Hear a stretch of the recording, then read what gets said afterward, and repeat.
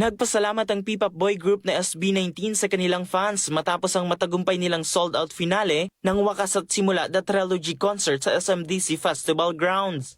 Sa isang social media post, ibinahagi ng grupo ang tila isang pagtatapos concert kung saan bahagi lamang raw ito ng kanilang mas mahabang kwento mula pa noong 2019. Ayon sa SB19, sa paglipas ng panahon ay naging mas makahulugan ang bawat sandali ng kanilang pagtatanghal. Ipinaliwanag ng grupo na ang pagtatapos ay hindi tungkol sa paghiwa-hiwalay, kundi isang hakbang tungo sa panibagong yugto ng paglalakbay.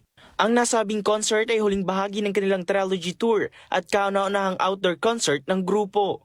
Spotted rin sa concert ang kilalang mga personalidad na sina Vice Ganda, Jong Hilario at anak nitong si Zarina Hilario kasama ang iba pang celebrities. Nakatakda uling magtanghal ang SB19 sa malalaking international music festivals kabilang ang Lollapalooza at Summer Sonic. Samantala, muling nagpasiklab ang Nation Girl Group na BINI sa Coachella Valley Music and Arts Festival sa kanilang Weekend 2 performance nitong Sabado. Ibininda ng grupo ang kanilang Another High Energy set na punong-puno ng musika, choreography at Filipino pride. Inawit ng 8 miyembro ang ilan sa kanilang mga hit song tulad ng Strings, Zero Pressure, Carrera, Cherry on Top, Pantropico at Salamin Salamin.